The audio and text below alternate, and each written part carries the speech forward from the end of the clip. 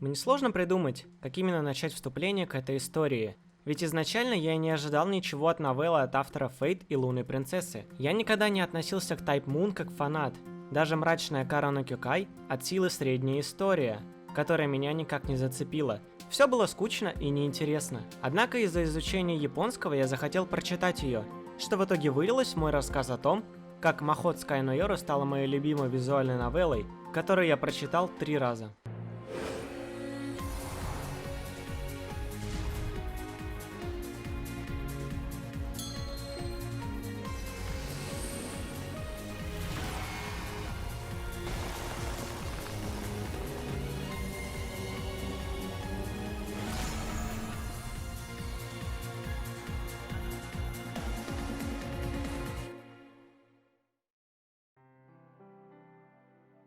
Для начала немного контекста о том, что такое Махоё и почему это лучшая игра Type Moon.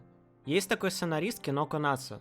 Будучи школьником, он уже имел концепты по некой войне Святого Грааля. Королевская битва с магией и с известными героями прошлого, которая станет Фейтом. Но до этого всего в 96 году наш Гриб решился отправить на конкурс обычную новеллу под названием Махот Sky no Yoro. Однако она не прошла конкурс Фуджими Шобо из-за превышения допустимого объема страниц, а именно 350, а он написал 400.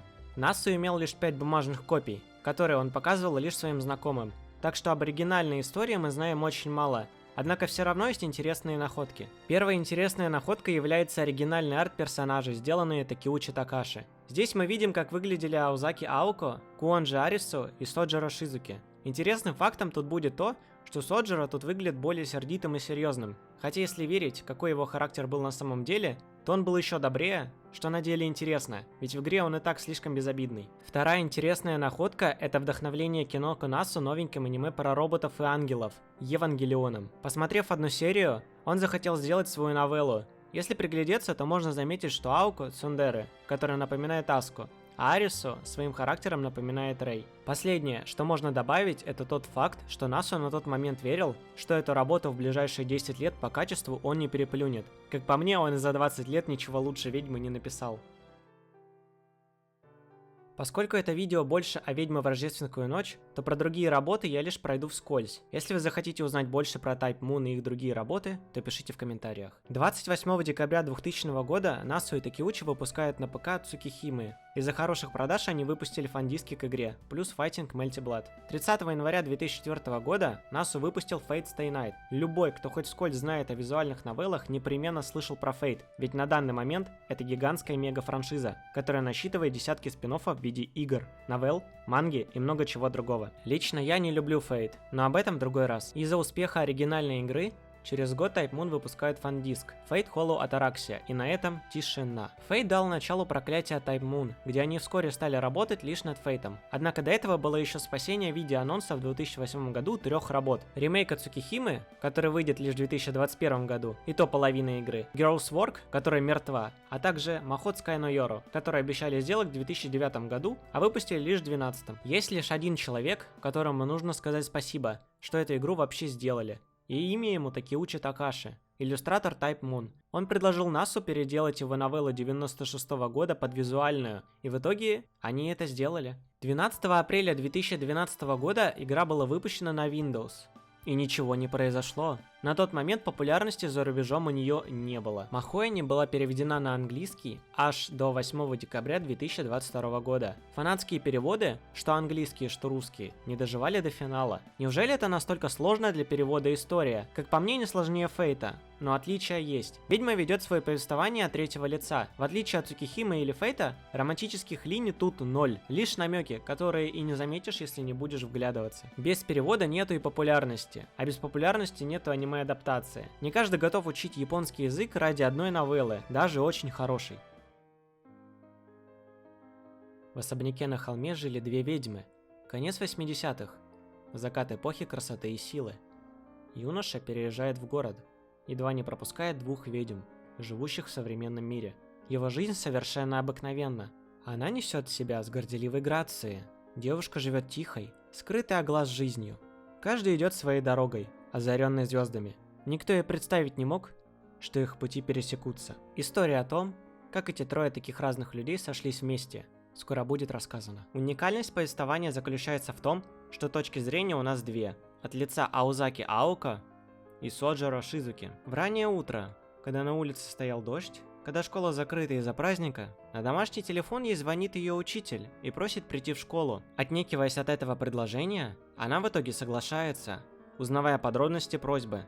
Показать школу пареньку по имени Соджиро Шизуки, который не знает, что такое школа, ведь он жил в горах, не зная прелести цивилизации, таких как электричество, техники и другие базовые вещи современного общества. Их встреча положит начало одному большому недопониманию, которое изменит жизнь Аоко, Соджиро, а также соседки по дому Арису, что приведет к очень серьезным последствиям. В каком-то смысле эти три героя можно считать основами, от которых шел Насу в создании других своих историй. Ведь у нас тут есть Сундере, Кудере и безобидный паренек главный герой. Однако, в отличие от Широ из Фейта или Шки из Лунной Принцессы, Соджиро не вызывает стыда или ненависти. Для меня он лучший мужской персонаж из Type Moon. Но у меня в голове всегда был один камень преткновения. Это написал Киноко Насу. Как я до этого говорил, его истории мне сильно никогда не нравились. Я их оценивал в 6 или 7 баллов и не более. Fate Zero мне нравится намного больше обычного Фейта. Просто интереснее и реализация получше, чем оригинальная история. Однако Махоя меня удивила. Ведьма исправляет основные претензии, которые у меня были к работам Насу по типу Фейта и Лунной Принцессы, а именно краткость, уникальность и незабываемость. В отличие от Лунной Принцессы с миллионом иероглифов, Фейта с 1 миллион 800 тысяч, у ведьмы всего лишь 250 тысяч иероглифов, которые поделены на 12 глав, что еще удобнее поглощать, ведь ты всегда знаешь, что будет пауза. Я понимаю, что Фейт и Принцесса используют дни и можно ориентироваться по ним, но концепт глав реализован намного лучше именно в Ведьме. Полное прохождение основного сюжета занимает около 25 часов, на 1 или 2 часа на одну главу. Возможно, для кого-то наоборот, чем больше написано, тем лучше, но я после прочитки более 100 визуальных новелл смею не согласиться с этим концептом. Ведь в конце концов читать 5-часовые истории очень уж сложно для самого меня. Ведь, как по мне, ни одна история не способна быть интересна на столько количества времени. Что как раз и подтверждает Фейт, где большая часть времени идет банальная до ужаса повседневность, которую я ненавижу от всей души из-за ее обилия. Ведьму отделяет от Фейта и Лунной Принцессы простота всего повествования. История о 3 людях и их отношениях. Нету великого зла, который нужно побеждать. Хотя и есть злодей, но причина не в этом. Большую часть времени мы смотрим за размеренной жизнью Соджиро, Аоко и Арису. Как все начинается с неприязни и даже с небольшой ненавистью, а заканчивается крепкими узами дружбы с нотками романтики. Я, конечно, удивлен, что Насу решил отказаться от своей самой слабой стороны – скучного и ненужного романтического развития. Ведь Фейт и Цукихимы, они были лишние. По крайней мере, сами сцены любви, ведь писать он их не умеет и выглядит все убого. А в Махое этого нету. Хоть и немного жалко, ведь Арису великолепно. Не буду скрывать свое предпочтение. Это и есть визитная карточка всей истории. Наблюдать за тем, как наша троица ведет себя с друг другом, создавая довольно необычный резонанс между ними. Все диалоги с Аоко и Соджиро крайне остроумны, ведь тут происходит контраст между девушкой, которая является типичным жителем города, и парнем, который приехал из такой глуши, где даже сотовой связи и электричества не было. Аозаки не понимает, серьезен ли Шизуки порой или же шутит. Наблюдать за этим крайне приятно. Диалоги между Аоко и Арису больше походят на ученика и учителя. Ведь они хоть и являются соседями по дому, но их интересы крайне разные. Арису уважает магию и в целом типичный маг, который верит в практику магии, скрывая ненужное чужих лиц. Тандем Соджиро и Арису для меня один из любимых в этой истории. Ведь их отношения начались даже хуже, чем у него с Аоко. Если у Азаки к Соджиро была неприязнь, то Арису просто хочет его убить и ждет шанс это сделать. Однако время проходит, мнение меняется, и она его принимает как человека. Я бы даже сказал, за равного. Трансформация прекрасная. Однако ни один диалог игры не был бы так хорош без музыки. Для меня не будет преувеличением сказать, что саундтрек Махотская Нойоро входит в тройку моих любимых остов из всех игр наравне с Фатой Морганой и Хентай Призен. Правда, в Фате и Хентай Призен я слушаю лишь одну песню, а у Махоя гораздо больше композиций, которые я считаю достойными для добавления в свою библиотеку. Просто для примера, тема Аоко начинается плавно, показывая нотки осторожности и опасности, попутно перетекая в крайне динамическую мелодию, которая окунает тебя с головой в события на экране. Соджиро же как и в игре, так и в композиции является крайне спокойным, рассудительным и добрым человеком, к которому крайне сильно привязываешься. Крайне необычный персонаж на мой вкус, но он впал сильно мне в душу. Его композиция пахнет беззаботностью, спокойным ветром, радостью и счастьем. Когда я ее слушаю, мне снова хочется жить.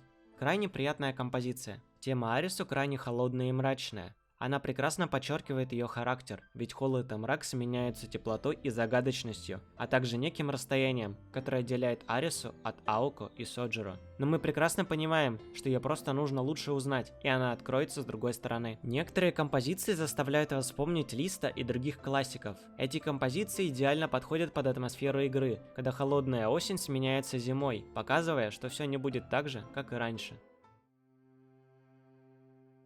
Ну и наконец-таки пора поговорить о том, почему же игра мне настолько понравилась. Почему это единственная новелла, которую я когда-либо перепрошел, а именно ее уникальный визуальный стиль. Любой уважающий себя человек, когда говорит о ведьме в рождественскую ночь, никак не может избежать разговора о ее визуальном стиле. Это редкий и, пожалуй, единственный случай, когда слова «визуальная новелла» можно применить на практике. Волшебная, феноменальная по размахам картинка. Каждый новый абзац меняет ракурс камеры. С Соджиро на Аоко, с Арису на Соджиро. Мы видим отражение героев на столе, в окне. Мы можем видеть тени героев.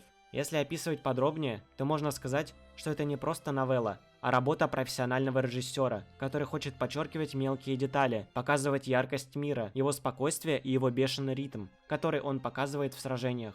Не будет преувеличением сказать, что сцены сражений практически анимированы. Просто не поворачивается язык сказать, что мы смотрим на статичный фон и пару добавленных CG. Мы видим прямую анимацию, которая так и бьет ключом. Старый заброшенный парк аттракционов оживает. Старые игрушки на глазах превращаются в монстров из самых жутких детских кошмаров, которые так и норовят съесть нас.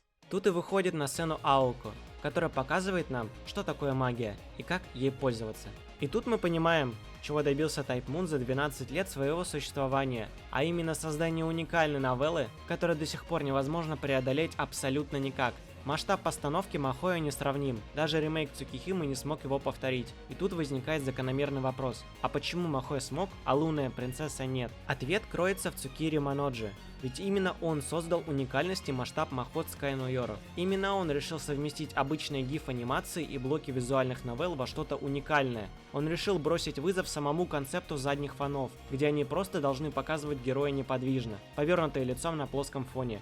Такой подход Type Moon и использовал в ремейке Лунной принцессы, но без главного создателя этого концепта и, видимо, недостатка средств или желания сделать Цукире такой же, как и Махоя, мы в итоге и не увидели того уровня масштаба, который есть в моей любимой визуальной новелле.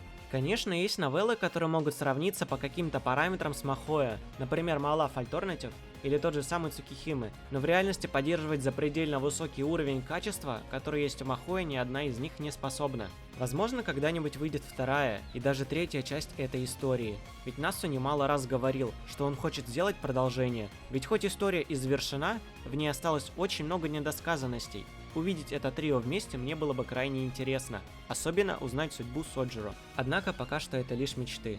Пока Насу не закончит работу над Fate Grand Order и второй частью ремейка Цукихимы, говорить о второй части Махот Sky no Yoro слишком рано. В завершении я хочу сказать, что прочитав более сотни различных новелл, узнав великое множество интересных и необычных историй, я пришел к выводу, что лучше рассказа, чем от ленивого гриба с молоточком, я просто не нашел. И имя ей Махот Sky no Yoro.